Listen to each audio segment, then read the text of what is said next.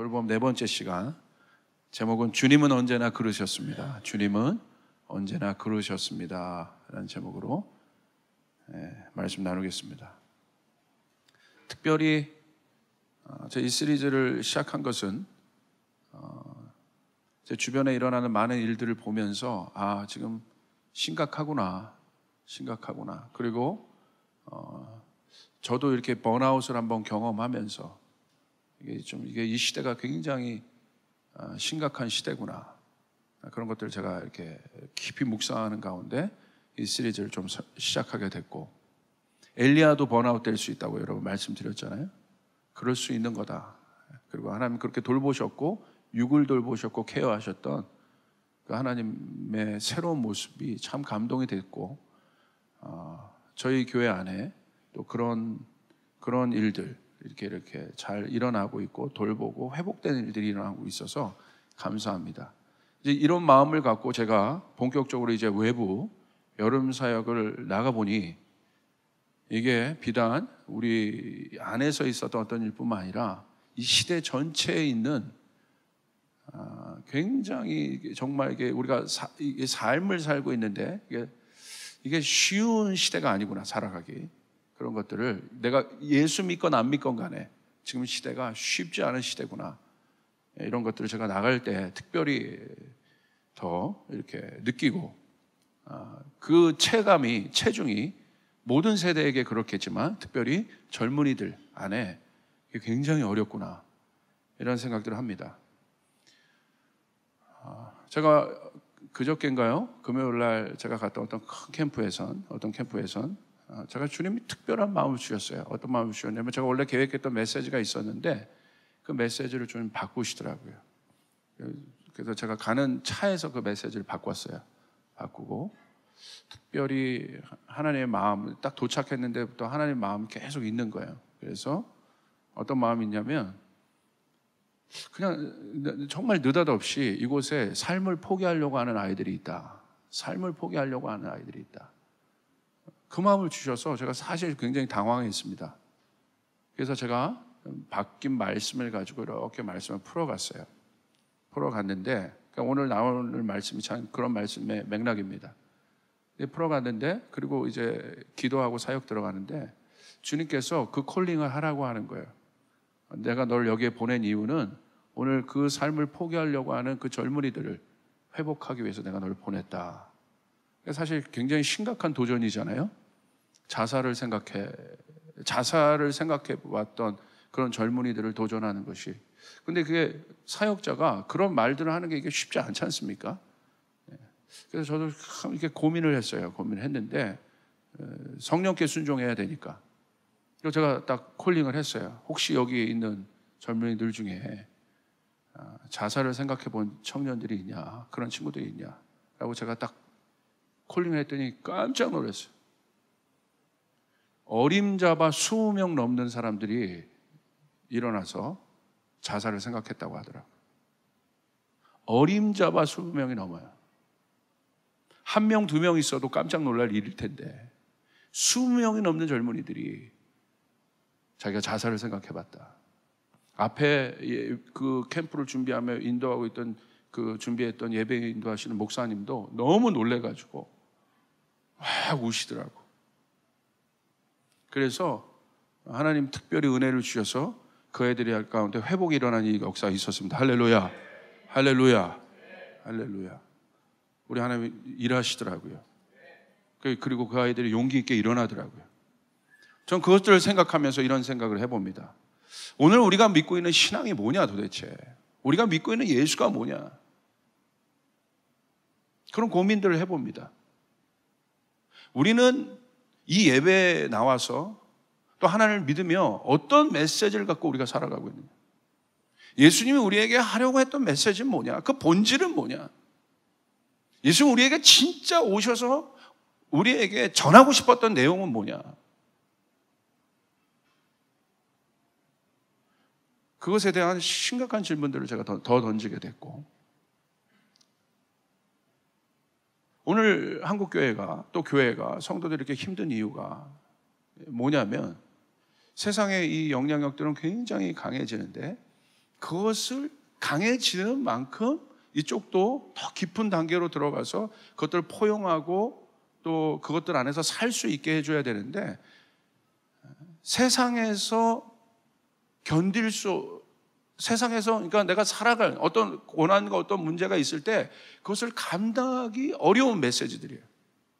그러니까 내가 그것을 풀어내기에는 너무나 역부족한, 너무나 부족한 그런 메시지들을 우리가 갖고 있다는 거예요. 그건 뭐냐면 구체적으로 하나입니다. 일상과 떨어진 삶의 메시지, 일상을 무시하는 메시지들이. 이 일상이 얼마나 중요한가, 성경에서.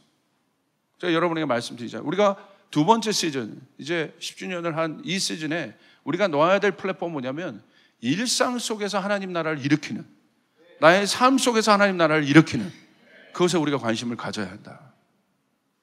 이거 굉장히 중요하다. 숨겨진 아픔들과 삶의 중압감이 그 어떤 때보다 강합니다. 그런데 그것을 견딜 수 없어 하는 거예요. 그래서 이런 마음들 가지고 저희 얼마 전에 젊은 사역자들이 모였는데 그 속에서 여러 대화들이 나왔어요. 그래서 이 시대가 어떤 시대냐, 우리가 나오는 대화 가운데 이런 이야기들이 있었습니다. 지금은 어떤 시대냐? 예전에는 스토리텔링이 굉장히 중요하다고 얘기했어요. 그러니까 이야기를 말하는 시대. 교회로 얘기하면 여기서 이제 메시지를 전하면 청중들이 듣는 시대. 이런 스토리텔링. 이거 굉장히 중요합니다. 삶은 스토리잖아요. 이야기잖아요. 그러니까 성경은 스토리죠. 신앙적으로도 적용한다면 그것이 이렇게 풀어지는 시대. 이렇게 말해주고 듣는 시대. 근데 이제 아니라는 거예요. 스토리 두잉 시대로 바뀌었다. 스토리 두잉은 뭐예요? 이게 젊은이들 안에 일어난 어떤 사고들입니다. 스토리 두잉은 경험하는 것이. 그러니까 예를 들어서 젊은이들 안에 예전에 없었던 문화들이 일어나고 있습니다. 그게 뭐냐면 에어비앤비 이런 게 그런 거죠. 그러니까 예전에 내가 그냥 어디 가서 그냥 정해진 일정대로 내가 따라 살면 되는데 자기가 다 알아보고 자기가 다 해서 그냥 거기 가서 그냥 경험을 하잖아요. 이렇게 경험. 그냥 따라가는 것에 그치지 않고 자기가 경험을 하려고 한단 말이에요. 스토리 두잉 시대다. 동의합니다. 그러니까 저희 교회도 이제 스토리 두잉의 어떤 일들이 하나님의 말씀을 듣지만 이제 어떻게 해요? 열방에 나가서 선교를 경험하고 하나님의 말씀을 경험하는 스토리 두잉을 하고 있지 않습니까? 그런데 더 나간다는 거죠. 이제 스토리 두잉 여기까지도 참 잘 온 거예요. 근데 어떻게 나가요? 스토리 리빙이다. 이제 스토리 리빙 시대다. 이제 그 이야기를 갖고 살아내야 하는 시대라는 거예요. 요즘에 젊은이들 문화 가운데 이런 문화들이 있어요. 아예 제주도에 집 하나 빌려서 1년, 2년 그냥 살아버려요. 그냥 에어비앤비 정도 경험하는 것이 아니라 집을 빌려서 아예 살아버립니다. 스토리 리빙 해버린다 이거예요. 사실 예수 그리스도께서 우리에게 보여주신 것도 무엇입니까? 텔링에서 도잉에서 어떻게 해요? 그분이 말씀이 되셔서 살아버리셨어요. 할렐루야. 스토리 리빙 하셨단 말이에요. 스토리이신 그분이 리빙 하셨어요. 우리의 일상 속에 들어오셔서 예수님 사셨어요. 그러니까 일상으로 우리의 신앙이 들어오는 것, 분리되는 것이 아니라 종교는 그냥 종교적인 것은 분리를 가져와요. 그러나 그것이 일상으로 들어올 때 변화가 일어나기 시작해요. 이것은 굉장히 중요한 것입니다. 붕 떠 있지 않아요. 정말 예수와 동행하는 사람들을 살 수 있게 돼요. 세상이 아무리 흔들리고 변해도 그것이 리빙이 돼버리면, 삶이 돼버리면 여러분 능력이 나타나기 시작한다는 거예요. 할렐루야. 그 삶이 길이 돼요. 두잉도 내가 어느 정도를 따라가고 경험하는 거예요. 그러나 리빙 해버리면 그것 자체가 길이 돼버려요. 여러분 말씀이 여러분의 삶이 되면 그것이 길이 됩니다. 할렐루야. 이것도 굉장히 중요한 것이에요. 요즘에 젊은이들의 이게 사고가 아니에요. 세계관이에요. 리빙 해버린다는 거 아예. 그러니까 아직도 텔링에 머물러 있고 도잉에 여기 아니죠. 이제 일상에 들어와서 이 말씀이, 복음이 어떻게 이 삶 속에서 되어지는가에 대한 깊은 고민들, 어떤 메시지를 우리가 장착하고 나가야 될까에 대한 깊은 고민들이 있어야 한다는 것이죠. 그래서 이번 사경회가 여러분 가운데 그런 계기가 되기를 주님의 이름으로 축복합니다. 축복합니다.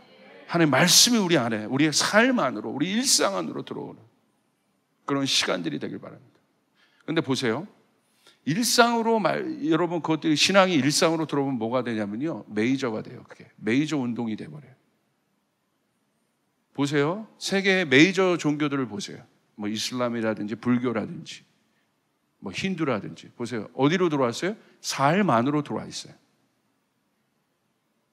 그러니까 경전에서 끝나는 것이 아니라 그 경전이 삶 안으로 들어와 있어요. 뭐 이슬람 보십시오. 하루에 5번 뭐 기도하고, 그 다음에 라마단 기간에 금식하고, 막 이런 것이 어디에서 하는 거예요? 삶에서 하는 거예요. 삶에서. 그런 운동은 메이저를 갖고 와요. 힘이 있어요. 왜? 문화를 만들어 버리기 때문에. 삶으로 접목되면 문화가 돼버려요. 그러니까 우리가 궁극적으로 스토리 리빙 해야 된다는 건 다음 단계 뭐냐면 문화가 일어나야 된다는 거예요. 할렐루야. 하나님 나라의 문화가 일어나야 된다는 거예요. 우리의 삶은 이벤트가 아니에요. 우리의 신앙은 이벤트가 아니에요. 여러분 마지막까지 여러분 승리하시길 바랍니다. 마지막까지 경주를 완주하시길 바랍니다. 이게 굉장히 중요하다. 그래서 우리가 이 스토리 리빙으로 우리의 삶을 장착하지 않으면 우리가 마지막까지 완주할 수 없다. 이건 굉장히 중요한 것이에요. 그런 관점에서 삶이 무엇이냐? 우리가 한번 깊이 생각해 볼 필요가 있어요. 삶이 뭐냐? 여기 또 인생을 지긋하게 사신 분들 계시지만 여러분 삶이 뭐라고 생각하십니까? 여러분 삶을 어떻게 좀 정의하십니까? 이게 2부 예배를 이 말씀도 해야 되는데 이게 청년들이 알아들을까 모르겠습니다. 할렐루야. 여러분들은 이게 교통이 되겠지만 삶이 뭔가? 삶에 대해서 여러분 어떻게 정의하고 계십니까? 정의란 뭐예요? 관점이에요. 내가 삶을 어떻게 바라보고 있느냐는 거예요. 내가 어떤 관점으로 내 삶을 바라보고 있느냐. 똑같은 삶이에요. 다양한 삶이에요. 내 삶을 정의한다는 건 뭐예요? 어떠한 관점으로 내가 내 삶을 바라보고 있느냐. 삶을 어떻게 볼 것인가에 대한 구체적인 정의. 그 정의가 하나님과의 사귐의 토대가 되는 거예요. 오늘 하나님을 내 삶에서 추상적으로 여기지 않게 하는 하나님과의 친밀한 사귐의 토대가 내가 내 삶을, 우리는 삶을 살고 있는데 내 삶을 어떻게 바라보고 있느냐에 대한 문제인 거예요. 이것이 실제적으로 보이지 않는 하나님과의 사귐에 아주 중요한 토대를 만들어낸다는 것입니다. 여러분 삶을 어떻게 보고 계십니까? 신앙의 그러므로 성숙도는 내 관점으로 삶을 보고 있는가? 아니면 하나님의 관점으로 삶을 보고 있는가에 대한 것이 아주 간단해요. 이 삶을, 내가 삶을 살아가야 되는데 신앙의 성숙도는 뭐냐? 저 사람 참 성숙한 사람이다. 성숙도가 있잖아요. 그것은 뭐냐? 내가 내 관점으로 삶을 조망하고 있느냐? 하나님의 관점으로 내가 삶을 바라보고 있느냐? 이에 대한 질문인 것입니다. 그래서 하나님은 뭘 허락하셨냐면 창세기를 허락하신 거예요. 성경을 딱 피면 창세기 먼저 나오잖아요. 왜요? 이 세상을 지으신, 우리가 이 세상은 뭐예요? 우리가 살아가는 삶의 터전입니다. 이 세상을 지으신 하나님의 관점을 보여주고 있는 거예요.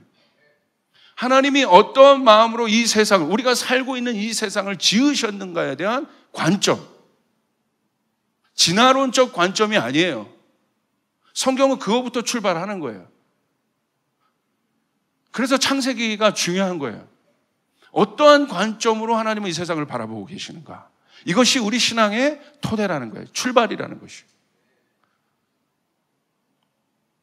이것이 바로 하나님을 아는 데 있어서 가장 중요한 기초가 된다는 사실입니다. 하나님의 관점에서 모든 것을 바라보는 것이 창조적인 관점이고 존재적인 관점이라 말할 수 있습니다. 그 창조적인 신앙은 존재적인 것이라고 했잖아요.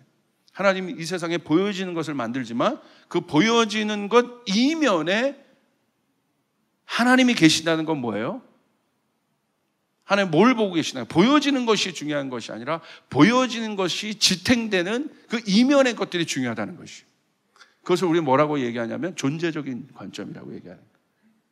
내 자녀가 보여지는 것에 내가 일희하는 것이 아니라 그것보다 더 중요한 내 자녀 자체를 바라보는 것, 그것이 존재적인 관점이라는 거예요. 그것이 창조적인 관점이라는 것이에요. 여러분, 우리 안에 이 일들이 필요합니다. 우리가 그 관망을 해야 된다는 거예요. 그 마음으로 우리의 삶을 조명할 필요가 있다. 구체적으로. 근데 그 하나님의 이 관점은 뭐예요? 사랑이라는 거예요. 사랑. 이 존재적인 것은 뭐예요? 사랑이라고 말씀드렸죠. 내 자녀가 잘하면 나에게 좋고 나에게 못하면 나쁜 것이 아니라 그럼에도 불구하고 내 자녀를 내가 사랑하지 않습니까? 그 관점. 우리가 살아가는 세상 속에서 우리가 여러분 삶을 살아가며 그런 일들이 있잖아요. 내가 잘 될 때, 성공할 때, 좋을 때, 그럴 때 나의 정체성이 어때요? 좋죠. 행복하죠. 기쁘죠. 아름답죠. 그러나 그렇지 않을 때도 있잖아요. 내가 하나님 앞에 정말 하나님의 기쁨이 되는 그런 모습도 있지만 내가 내 자신을 볼 때 이 모습 하나님이 기뻐하실까? 야, 목사인데도 이런 모습 하나님 기뻐하실까? 그렇지 않을 때도, 그럴 때도 있단 말이에요. 이렇게. 사실 그럴 때가 굉장히 중요한 것이죠. 하나님 나를 어떻게 바라보고 계시는가? 이 세상이 이렇게 썩을 것 같고 막 문제가 많지만 하나님 이 세상을 지금 어떻게 바라보고 계시는가? 우린 여기서 답을 찾아내야 되는 것이에요. 여기에 답이 있어요. 그래서요, 그리스도인들은요, 그 답을 만드는 사람들이에요. 예수님이 답이셨기 때문에. 그런 사람들이 이제 정치의 영역으로, 경제 영역으로, 교육의 영역으로, 각자 영역으로 들어가서 그 존재적인 답을 찾아내야 되는 것이에요. 그래서 그것을 빌딩해야 되는 것입니다. 이것이 굉장히 중요한 것입니다. 여러분 보십시오. 하나님이 창조하신 사람, 그 사람이 살고 있는 이 세상은 어떤 세상이었어요? 에덴과 같았어요. 에덴. 어떤 곳이었습니까? 그 속에서 사람은 행복했습니다. 자아실현도 됐고 성취감도 누리고 아주 좋았죠. 기뻤어요. 그때 하나님과 인간의 관계는 어떤 관계였어요? 부끄러움이 없는 관계였어요. 그게 친밀감에 부끄러움이 없다. 무슨 말이에요? 볼 거 알 거 다 안다 이거예요. 우리가 뭐 부부 사이에 부끄러움이 없잖아요. 그것을 뭘로 표현하고 있어요? 성경은 벌거벗고 다닌다. 인간이 처음으로 벌거벗고 다녔죠. 근데 하나님 앞에 부끄러움을 겪지 않았다 이거예요. 그것이 그 벌거벗음이라는 것은 하나님과의 친밀감의 어떤 모습을 보여주는 거예요. 수치심이 없는 단계, 자유의 단계. 내가 벌거벗고 다녀도 아무도 나에게 뭐라고 하지 않는 그 자유. 여러분이 나도 이제 오늘 창세기로 돌아가서 나도 이제 자유할 거야. 그러면서 여러분 벌거벗고 돌아다니시죠. 바로 경찰 올 겁니다. 할렐루야. 나 이제 자유해. 그러지 않잖아요. 처음 에덴의 인간은 그랬다는 거예요. 하나님과 그런 관계였다. 남자들이요 친해지려는 순간이 있어요. 운동 한번 같이 쭉 하고 목욕탕 한번 같이 가면요 금방 친해져요.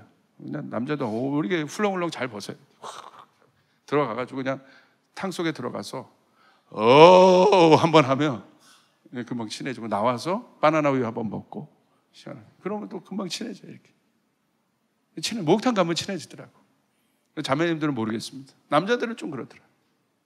집에서도 내가 자유할 때, 내가 집에서도 제가 양복 입고 있지 않잖아요. 집에서도 자유한 복장을 입고 있죠. 남이 봐도 좀 그런 복장으로 입고 있잖아요. 왜 그래요? 친밀하니까 가족이. 인간이 벌거벗었다는 것은 그런 것을 보여주는 거예요. 하나님과 인간이 어떤 관계였나. 이게 원래 인간의 모습이라는 거예요. 이게 원래 사람의 모습이라는 거예요. 하나님과 그런 관계였다. 부끄러움이 없는 관계. 모든 것을 다 아는 관계. 그런 관계였다는 거예요. 그런데 이 관계가 깨어집니다. 어떻게 깨어집니까? 모든 것을 누릴 수 있는 인간이 하나님이 하나 딱 금기했어요. 선악과. 그거 먹지 마라. 근데 인간이 뱀의 유혹, 사단의 유혹을 받고 그 선악과를 먹게 됩니다. 그런데 그리고 나서 시작된 것이 뭐냐면 창세기 3장 7절부터 10절이에요. 갑자기 변하기 시작해요. 우리 같이 한번 읽어볼까요? 시작. 그러자 두 사람의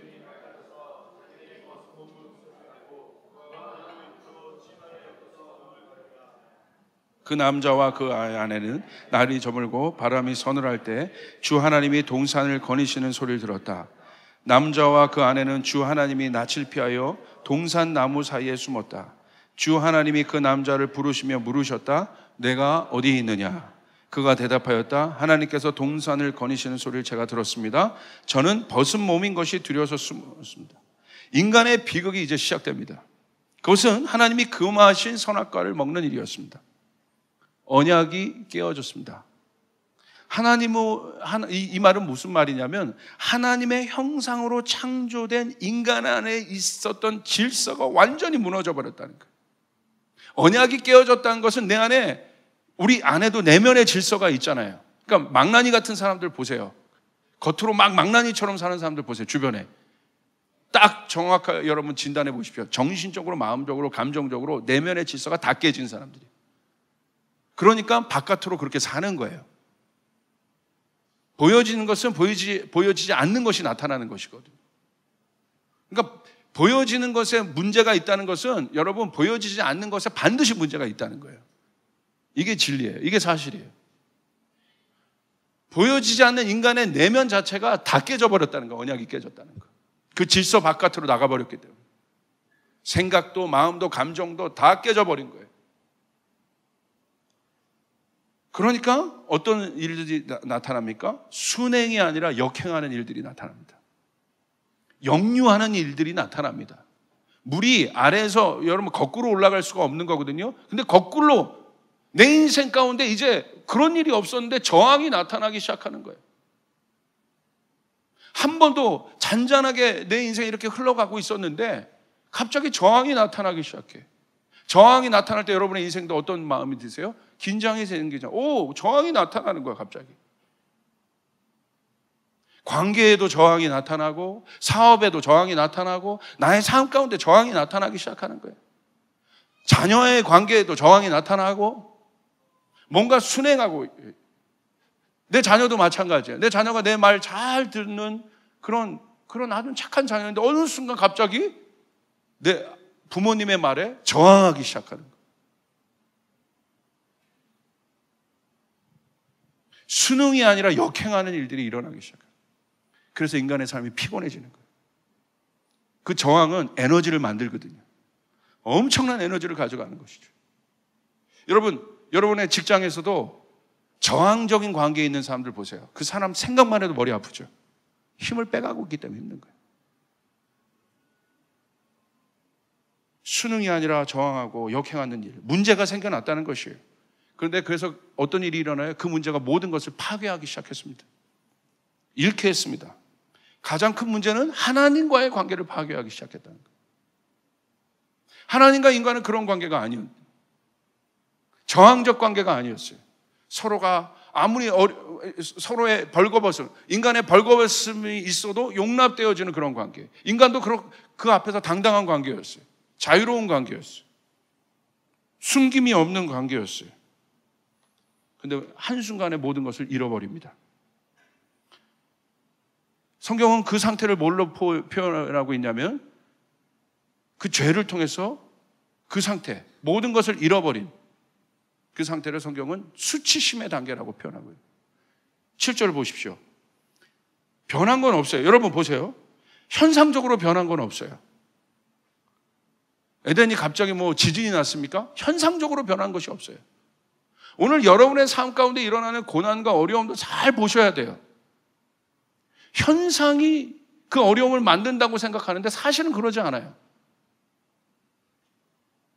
뭐가 변한 거예요? 아담의 내면, 하와의 내면이 변하기 시작한 거예요, 지금. 원래 벌거벗어 다녔어요. 하나님이 죄 져서 갑자기 벗겨버린 게 아니라, 그래서 수치심을 겪은 것이 아니라 원래 에덴 동산을 벌거벗고 다녔다는 거예요, 인간이. 그런데 부끄러움을 느끼지 않았어요, 그때는. 그런데 여기 보세요. 바뀌었어요. 어떻게? 7절. 그러자 두 사람의 눈이 밝아져서 자기들이 벗은 몸인 것을 알았어요. 무화과 잎으로 치마를 엮어서 몸을 가렸다. 어떤 상태입니까? 수치스럽다는 거예요. 한 번도 경험하지 못한 그 수치심을 겪었어요. 누구에게? 자기 스스로에게. 여러분, 죄 짓고 나면 우리가 어떤 마음 들어요? 수치심이 들어요. 수치심은 뭐예요? 보기 싫은 나를 지금 보고 있는 거예요.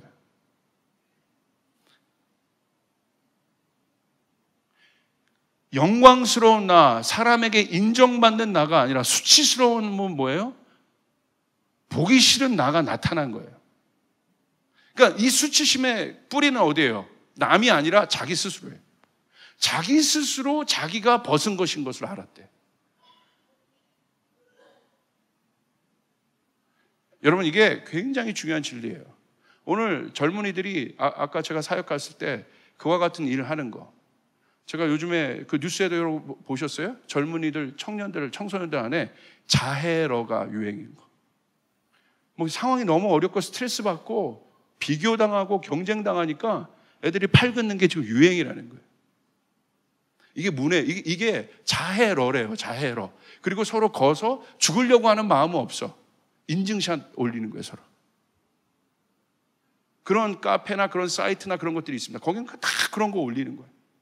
그리고 밑에 댓글들 보면 다 자기 혐오적인 말들이에요. 다. 전부 다 남이 아니라 자기 혐오적인 말들이에요.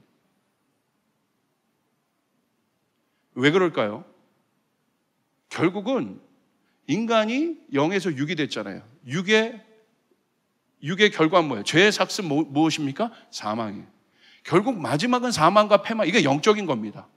사망과 패망이 마지막이기 때문에, 파멸이 마지막이기 때문에 그 에너지가 영향을 주고 있는 거예요. 빛이 아니라 소망과 생명의 에너지가 영향을 주는 것이 아니라 마지막은 패망과 결말이, 패망과 죽음이에요. 사망이에요.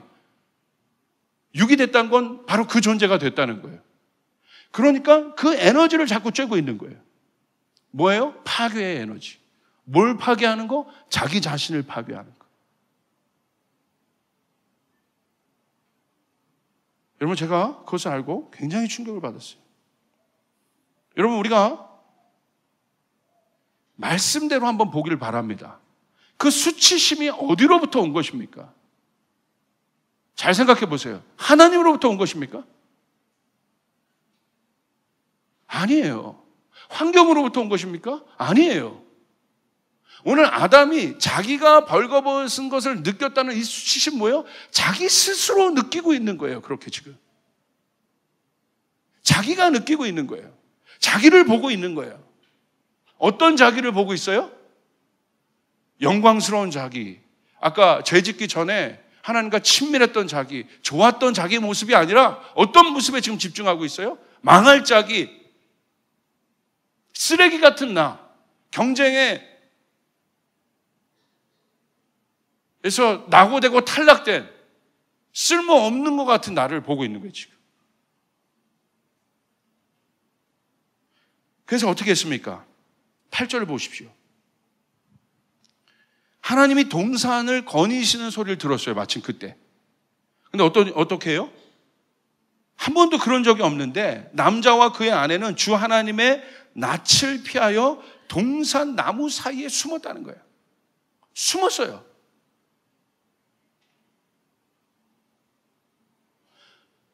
왜 숨었을까? 하나님은 뭐라고 하신 적이 없어요, 지금. 그냥 거니셨을 뿐인데 스스로 숨은 겁니다, 지금. 스스로 자신을 비하해서 숨은 겁니다, 지금. 성경은 여러분 말씀을 찬찬히 읽어보세요. 팩트대로 읽어보세요. 스토리대로 한번 읽어보십시오. 하나님 뭐라고 하신 적이 없어요, 지금. 스스로 하나님이 거니시는 소리를 듣자마자 그냥 숨어버렸다 이거예요.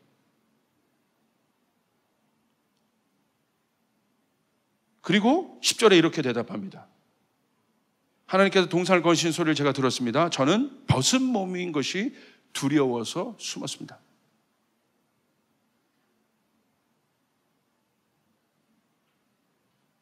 지금 상태는 무엇입니까? 수치심의 시달리고 있는 자기 자신에 갇혀 있는 아담을 지금 보고 있는 거예요. 해결이 없습니다, 지금. 해결하지 못하고 있어요. 그런데 그 해결이 사실 이 수치심 안으로 들어간 것이 누굽니까? 물론 사단의 공격 때문에 그랬지만 사단이 뭘 열어버린 거예요? 우리 내면 안에 있는 하나님을 거절한 그 문들을 열어버린 거예요. 그리고 그 속으로 실제적으로 들어가서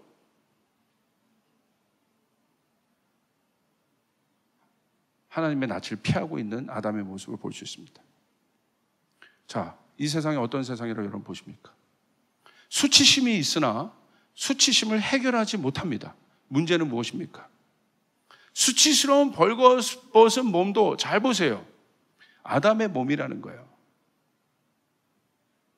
오늘 아담이 하나님을 피해서 두려워서 그 수치심 때문에 하나님을 피했어요. 잘 보세요.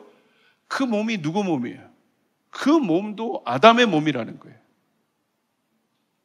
우리의 삶도 마찬가지예요. 내가 좋았었을 때의 모습이 있어요. 그러나 내가 실패하고 낙마하고 넘어졌을 때의 모습도 있어요. 원치 않는 내 모습이 있어요. 그 모습은 누구 모습이냐는 거예요. 오늘 내 자녀가 좋아 보이는 모습이 있어요. 그럴 때 얼마나 좋아요. 그러나 원치 않는 모습이 있어요. 근데 내 자녀의 그 모습은 누구 모습이냐는 거예요.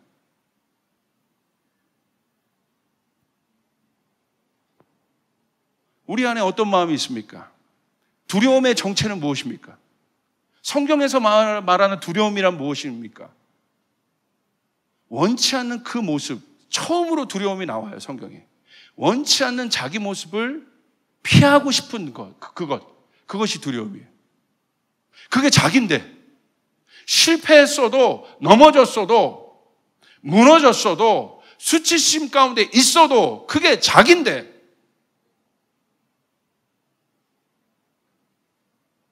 그 모습을 피하고 있어요. 왜 그러겠습니까? 왜 우리가 예수 믿으면서도 이런 문제 가운데, 아까 제가 콜링했을 때 그런 아이들이 일어날까요? 왜 그럴까요?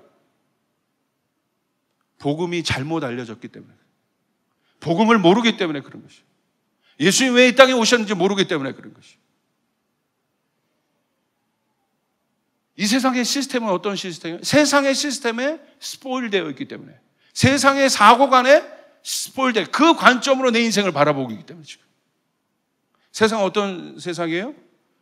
연약하고 쓸모없고 이용할 가치가 없으면 이 세상 보십시오. 그냥 버려요. 그거 회복해서 쓰는 거 봤어요? 쓰레기는 오히려 회복해서 써도 사람을 회복해서 쓰는 거 봤습니까?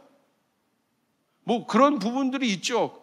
그건 정말 그리스도인의 마음으로 그런 단체나 그런 학교나 그런 데는 참 잘하는 거예요. 근데 메이저한 이 흐름을 보십시오. 그런 상태가 나타나면 쓰겠습니까? 만약 직장에서 내가 뭐 좀 이렇게 아팠어요. 그래서 내가 내 업무를 감당 못해. 근데 월급은 계속 나가. 쓰겠어요?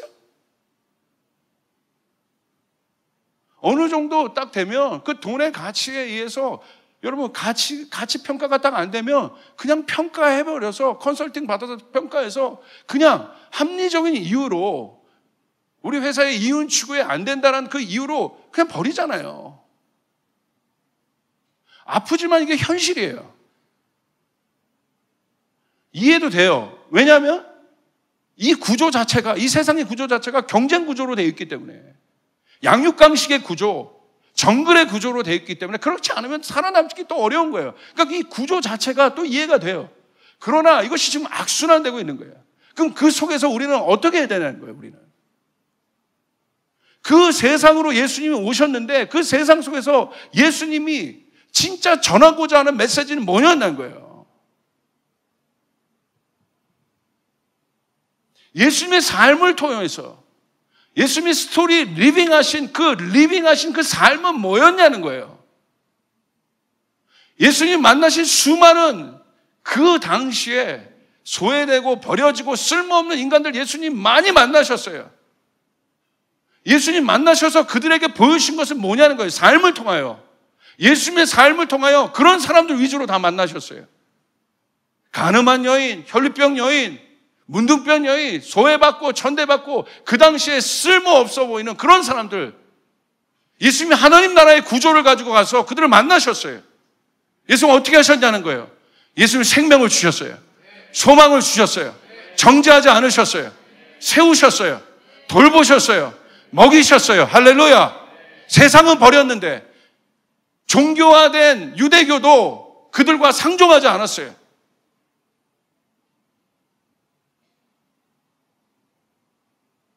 예수님이 바라보신 삶은 뭐냐는 거예요. 삶은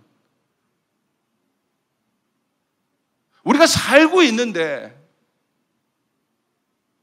복음에서 말하는 삶은 뭐냐는 거예요. 오늘 교회 안에서도 이런 구조들이 지금 들어와요. 이런 풍조가 들어와 있으니까 교회에서도 성공만 얘기하는 거예요. 성공은 중요합니다. 우리 옆 사람에게 얘기해 주세요. 성공하시길 바랍니다. 중요해요. 그러나 실패도 있다는 거예요. 할렐루야.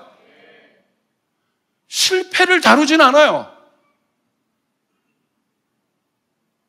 기쁨이 있을 수 있어요. 기쁨은 중요한 거예요. 행복한 건 중요한 거예요. 여러분, 죄짓기 전에 아담의 모습은 그런 모습이었어요. 하나님 그런 모습으로 우리를 돌려내기를 원하세요. 할렐루야. 궁극적으로 우리의 가운데 행복을 주길 원하세요. 복을 주길 원하세요. 그런데 인간 스스로 깬 그 죄 때문에, 언약 때문에 우리 안에 고통이 들어왔잖아요. 하나님이 그 고통을 어떤 관점으로, 그 죄악을 하나님이 어떤 관점으로 지금 보고 계시냐는 거예요. 여러분, 아담은 보십시오. 결국은 하나님에 대한 오해를 갖습니다. 이게 사단이 노린 목표예요. 아담을 깬 것이 아니라 아담으로 하여금 하나님에 대해서 오해하게 하는 거. 하나님은 한 번도 아담의 그런 상태를 지금 말씀 보십시오. 뭐라고 하신 적이에요? 왜 선악과 먹었냐? 너 왜 그러냐? 너 왜 언약을 깼냐? 말씀 보세요. 어느 한 구절에 그것이 있습니까? 이게 사단의 목표였어요.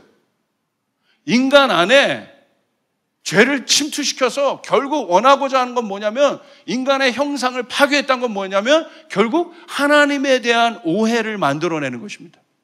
하나님 거짓말장이다. 하나님 무서운 분이다. 하나님 두려운 분이다. 하나님 우리를 이용하는 존재다. 수많은 철학자들이 인생의 삶의 고통과 고난에 대해서 질문하지만 마지막 이 질문을 하는 거예요. 여기서 답을 못 얻는 거예요. 그리고 하나님께 질문해요. 그러니까 니체 같은 사람이 나오는 거예요. 이 사람은 삶을 치열하게 살아낸 사람이에요. 그 시대의 고통과 아픔에 대해서 진짜 고민했기 때문에 그 질문까지 간 거예요. 근데 보니까 그런 하나님 없어. 거짓말쟁인 거야. 여러분의 고통과 고난의 순간이 있을 때 여러분 하나님에 대해서 어떤 마음을 갖고 계십니까? 여러분의 가정에 어려움이 있을 때 여러분 하나님에 대해서 어떤 마음을 갖고 계십니까? 그리고 그 하나님이 우리를 어떤 마음으로 바라볼 거라고 생각하십니까? 여기 있는 조 목사가 사역 잘하고 나갈 때마다 기도 열심히 하고 이렇게 할 때 하나님 물론 나를 좋아하십니다. 이 모습을 좋아하실 거예요. 여러분 자녀들 그런 모습이 있으면 좋아하잖아요. 그런데 내가 반응도 못하고 사역도 잘 못하고 쓰러지고 낭망하고 그런 모습이었다면 하나님 그런 나의 모습을 어떻게 바라보실까? 엘리야처럼 자기 비관하고 있는 그 모습을 하나님 어떻게 바라보고 계셨을까? 성경은 얘기하고 있는 거예요. 하나님 그 모습을 사랑하시는 거예요. 하나님 그 모습도 사랑하시는 것이에요. 이게 복음이에요. 이게 복음이에요. 그 모습을 정죄하지 않으세요. 하나님의 질문은 뭐였습니까? 하나입니다. 아담아, 네가 어디 있냐? 이 질문 하나요. 존재적인 질문 하나요. 아담아, 네가 어떤 상태냐? 네가 어떤 마음이냐? 그걸 묻고 있지 않아요. 하나님의 질문 하나요. 두려워서 떨고 있는 아담을 향해서 하나님은 질문하고 계시는 거야. 딱 한 질문. 아담아, 네가 어디 있냐?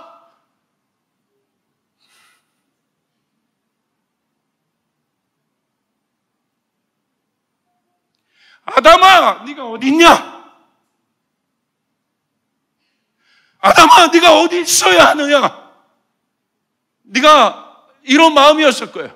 하나님의 진짜 마음 아픈 건 너 왜 너 비관하니? 너 왜 너 자신에 대해서 그렇게, 너와 내가 그런 관계가 아니었잖니? 너 지금 힘들고 어렵고 너 자신을 수치스럽게 생각해도 그러지 않아. 하나님이 물으신 건 아담 존재 자체를 물으신 거예요. 아담아, 네가 어디 있느냐? 하나님은 우리를 향해서 항상 그 존재적인 질문을 하세요. 지훈아, 네가 어디 있니? 내 아들아, 내 딸아, 네가 어디 있냐 지금? 네가 어떤 존재인지 너 알아야 돼. 네가 마귀의 꼬임을 당했어도 네가 어떤 존재인지를 알아야 돼. 너는 내 앞에 있는 존재야. 나를 피하는 존재가 아니야. 나와 사귐이 있는 존재야. 나의 형상으로 만든 존재야. 아멘.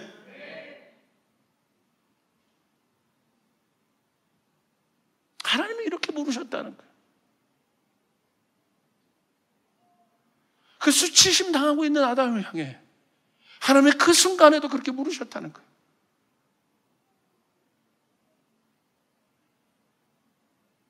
여러분, 이와 비슷한 케이스가 있습니다. 탕자가 있습니다.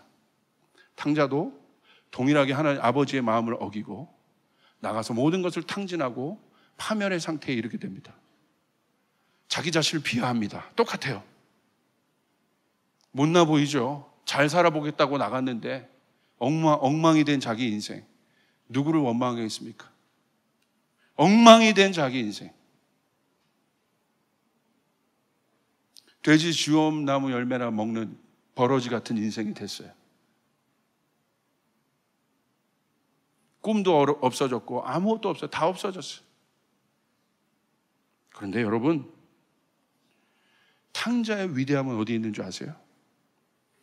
그런 자기를 받아들였다는 거예요. 아담은 그런 자기를 받아들이지 못했어요. 자, 여러분, 우리 인생에 이렇게 물이 찰랑찰랑 있는데 이게 어떤 우리의 삶의 평강과 이런 거라고 생각해요. 이게 가득 차고 좋으면 되는데 우리가 실패하고 어릴 때 이게 여러분 부어지고 쏟아질 때가 있잖아요. 이렇게. 자, 보세요. 이것이 내 문제이고 내 자녀의 문제이고 어떤 문제이고, 자, 이렇게 됐어. 내 인생에 이런 순간이 올 수 있어요. 이렇게 엎질러진 나의 삶은 내 삶이 아니냐는 거예요. 남들이 보기 좋게 담겨져 있는 삶만 내 삶이냐 이거예요. 오늘 성경에서 말하는 삶이란 무엇이냐 이거예요. 예수님이 보여주신 삶이 뭐냐는 거예요. 삶이 뭐냐? 삶에 대한 관점. 삶이 뭐냐, 삶이. 예수님이 우리 속으로 들어오셔서 인간의 몸을 입고 들어오셔서 보여주고자 한 예수님께서 이 썩어질 육신 안에 들어오신 예수님. 왜 육신 안으로 들어오셨겠어요? 이거는 죄인데 버려진 몸이니까 여러분 폐마하고 버려질 것이잖아요. 예수님 그 안으로 들어오신 것이에요. 인간이 그렇게 만들었어도 하나님 안에 있기 때문에. 여러분, 내 인생 버려지고 쓸모없어 보여도 내 인생이라 이거예요. 이것이 나의 삶이라는 거예요. 내 인생에 봄, 여름, 가을 이 계절만 있으면 좋겠는데 내 인생에 겨울이 있어요. 내 인생에 추운 계절이 있어요. 내 인생에 폭풍우가 올 때가 있어요. 내 인생에 어려울 때가 있어. 그 계절은 내 계절이 아니냐는 거야. 우리 가정에 남들과 비교했을 때 제가 돌이켜보면 좋은 계절만 있으면 좋겠다는 것이 제 바람이에요. 근데 제가 돌이켜보면 저희 가정에 봄, 여름, 가을, 겨울, 봄이 돼야 되는데 봄 어느 시점에 가니까 봄, 여름, 가을, 겨울, 겨울, 겨울, 겨울, 또 겨울. 이 겨울은 덜어내고 싶은 마음들이 있어요, 사실은. 부끄럽고 어디 가서 떳떳하게 내밀지도 못하겠고 보여지지도 못하겠고. 제가 얼마 전에 굉장히 어려운 시즌을 사실 목사지만 번아웃 됐던 경험들을 한번 나눴잖아요, 엘리야처럼. 그건 내가 아니냐 이거예요. 그 모습은 내가 아니냐 이거예요. 여기 있는 조 목사는 사람들 앞에 항상 거룩하고 항상 뭐 불에 불타면 안 되죠. 열정 있고 한 번도 넘어지지 않고 그러면 좋겠는데 그렇지 않은 모습도 내 모습이더라 이거야. 갈멜산의 엘리야도 하나님이 사랑하시는 모습이지만 열왕기상 19장에 자기 자신을 비관하면서 죽기를 바라는 엘리야도 엘리야더라 이거예요. 그것은 엘리오야? 그것은 엘리리야? 근데 하나님 보십시오. 똑같이 케어하십니다. 그것에 하나님이 일비일비하지 않으신다는 것이에요. 할렐루야. 이것도 오늘 탕자의 위대함은 그거예요. 그 자신을 받아들였어. 그 모습 그대로.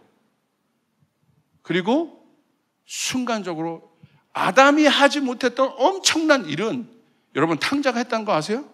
아담이란 그 엄청난 인물도 하지 못한 것을요, 우리가 탕자 생각하면 하찮은 존재라고 생각하는데 아니죠. 아담이 못한 걸 탕자는 했어요. 뭐요? 자기 자신을 바라보고 있는 시점을, 똑같이 수치심에 있어서 자기 자신을 바라보고 있는 그 시점을 누구에게 옮겼어요? 아버지에게로 옮겼다는 거예요. 할렐루야. 자기를 바라보고 있는 시점을 눈을 돌려서 아버지를 바라보기 시작했다는 것이에요. 이게 탕자의 위대함이에요. 아담도 못했던 그 위대한 일은 탕자가 했다는 것이에요. 할렐루야. 여러분, 수치스러움은 자기를 보는 거예요. 그러나 죄송한 마음은 아버지를 보는 거예요. 이건 다릅니다. 탕자가 느낀 것은 자기 수치심에서 아버지를 바라보았을 때 이제 뭐 어떤 마음이 바뀌어요? 수치심이 뭔가 좀 바뀐 거예요. 어떤 마음? 죄송한 마음으로. 죄송한 마음이에요? 마음은 뭐예요? 자기에게서 조금 탈피된, 자기만을 바라보고 있던 것에서 좀 넘어간 마음이에요. 아버지 생각하니 죄송하죠, 이제. 그렇게 은혜를 입었는데 죄송하죠. 죄송하죠. 그러니까 어떻게 합니까? 결정합니다. 아버지께로 돌아가기로 결정합니다. 근데 아버지께로 돌아가는데 어떤 일이 있었어요? 가면 이제 마저 죽을 각오하고 들어가야 되는데 아버지가 어떻게 하고 있어요? 들어가기로 결정만 했는데 은혜를 받았어요. 받았기 때문에, 그러니까 은혜를 받아야만 어려운 상황이 가도 죄송한 마음이 들어요. 수치심이 아니라 죄송한 마음이 드는 거예요. 여러분, 수치심은 사단이 주는 것이고 죄송한 마음은 은혜의 마음입니다. 할렐루야. 수치심은 사단이 주는 것이고 죄송한 마음은 은혜입니다.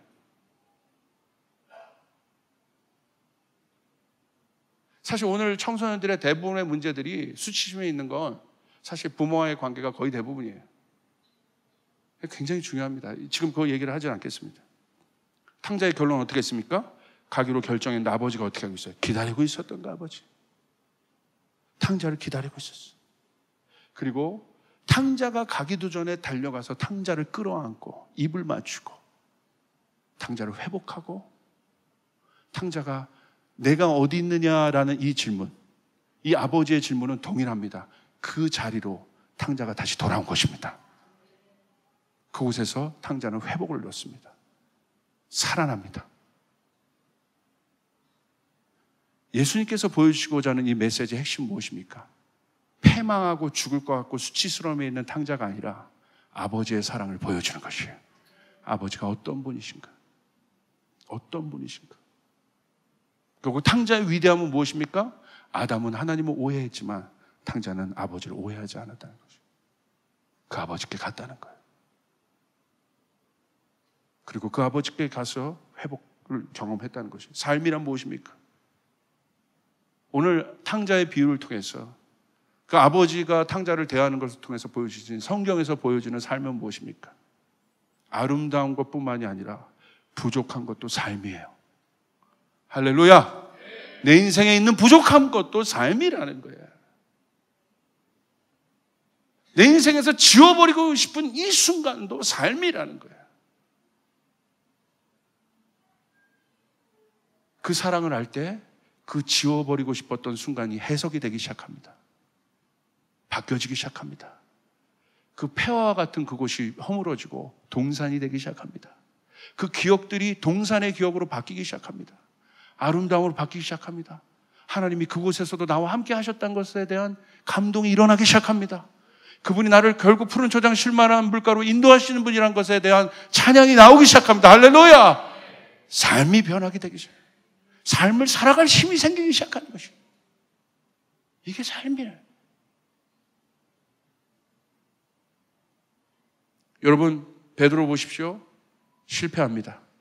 어마어마한 베드로도 실패해요. 다윗 보십시오. 실패합니다. 요셉 보십시오. 엄청난 고난과 어려움 가운데 빠지고 실패한 것처럼 보입니다. 믿음의 사람들 안에 나타난 삶은 좋은 일뿐만 아니라 나쁜 일, 겨울처럼 추운 부분도 그들의 인생이요 삶이라고 성경은 이야기하고 있는 거예요. 성공도 실패도 모두 이들의 삶 안에 있다는 것이 중요한 것이에요. 그것이 인생이에요. 갈멜산에 어마어마한 피크도 있지만 열왕기상 19장에 그와 같은 일도 있는 것이 삶이라는 것이에요.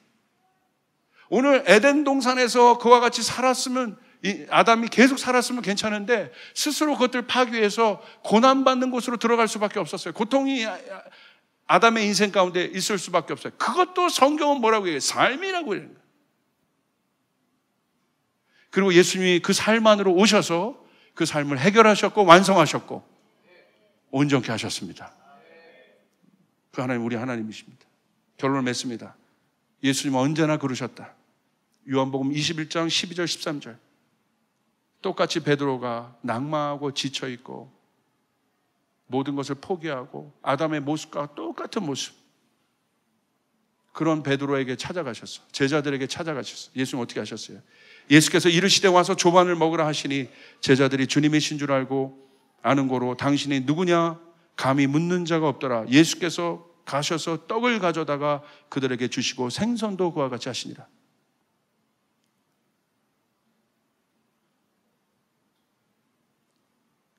수치심에 있는 아담을 향해서 내가 어디 있느냐 물으셨던 음성과 똑같은 거예요. 엘리야를 돌보신 하나님의 모습 똑같은 거예요.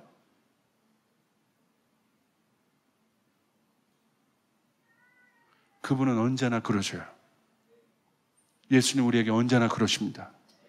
내가 잘할 때나 못할 때나 그분은 언제나 그런. 그게 부모의 마음 아니겠어요? 그게 존재적인 마음 아니겠어요? 언제나 그래. 조반을 먹이시고 돌보시고 살피시고, 이 모습이 바로 변함없이 언제나 우리에게 나타나신 예수님의 사랑이라는 사실. 사랑하는 여러분, 어려운 가운데 있으십니까?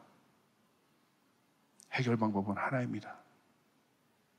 자기 자신에 대한 어려움이 있습니까? 해결 방법은 하나입니다. 아버지께로 나오십시오. 아버지 앞에로 나오십시오. 히브리서 12장 2절을 읽고 제가 말씀을 마치겠습니다. 믿음의 주요 또 온전케 하시는 이인 예수를 바라보자. 그는 그 앞에 있는 기쁨을 위하여 십자가를 참으사 부끄러움을 개의치 아니하시더니 하나님의 보좌 우편에 앉으시더니라. 우리가 바라보고 있는 그 예수는 아담아 내가 어디 있느냐, 첫 번째 아담은 그 자리에서 도망갔지만, 그 수치의 자리에서 도망갔지만, 두 번째 아담이신 예수는 그 수치의 자리에 서셔서, 놀라운 건 뭐냐면요, 부끄러웠잖아요. 예수님 다 벗겨지고 맞고 아프고 부끄러웠어요. 예수님이 흠없는 그분이 이 육신 때문에 부끄러웠어요. 진짜 부끄러웠어요. 인간들 앞에서 손가락질 당하고 모욕을 당하시고 찢김을 당하신 예수님 부끄러우셨어요. 근데 성경은 뭐라고 얘기하고 있어요? 그분이 부끄러움을 개의치 않았다. 나는 내 자신이 부끄러워 죽겠는데 그분은 부끄러움을 개의치 않았다. 이게 사랑인 거예요. 하나님 그 인생을 돌보시는 거예요. 이것이 복음이요, 이것이 십자가의 사랑인 것이에요. 그러므로 사랑하는 여러분, 십자가 앞으로 돌아가야 돼요. 이 사랑 앞으로 돌아가야 되는 거예요. 이 하나님 앞에 내가 서야 되는 것이에요. 딴 데 가지 말고 아버지 앞으로 가서 나를 향해서, 내 인생을 향해서 격려하시고 세우시고 돌보시고 이기게 하시는, 여러분 그게 첫 발을 띄는 것만 어려워요. 그 문을 들고 들어가는 게 어렵지만 여러분 그 문 안으로 들어가십시오. 당자의 위대함이 우리 안에 필요한 시대입니다. 당자의 영성이 우리에게 필요한 시대입니다.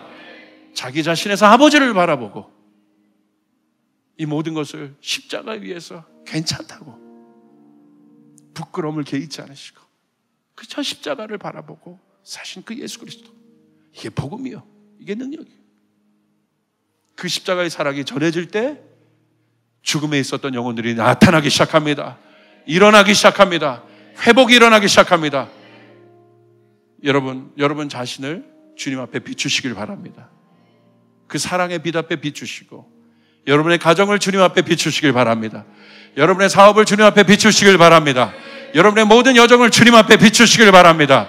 여러분의 자녀를 주님 앞에 비추시길 바랍니다. 그럼 그 한량없는 주님의 빛이 우리를 회복하시고 돌보시고 세우시고 조반을 먹이시는 그 따스함이 우리에게 주어질 줄 믿습니다. 우리는 이 복음의 메시지를 갖고 이제는 현장으로 나가고 이웃을 향해 나가고 내 자녀에게도 존재적인 이야기를 하고 부부 사이에서도 이 존재적인 이야기를 나누고 어려움에 있는 수많은 사람들에게 가서 손을 내밀어 그 어려움의 현장에서 끄집어내고, 무엇으로 끄집어낼 거예요? 복음의 말, 소망의 말, 축복의 말. 아멘. 오늘 저에게 주신 매일의 과제가 그거예요. 그런 사람들 찾아서 문자 하나라도 먼저 보내고 이야기라도 먼저 해주고 먼저 세워주는, 먼저 내가 그것을 하는, 예수는 항상 그런 것처럼 먼저 우리를 사랑하신 그 사랑이, 달려갈 수 있는 힘을 다해서 우리를 사랑하신 그 사랑이, 주신 그 사랑이 오늘 우리 가운데 넘쳐나기를 주님의 이름으로 축복합니다. 우리 조이풀 성도들의 삶 가운데 충만하기를 축복합니다. 우리 하나님은 위대하신 분이십니다. 할렐루야.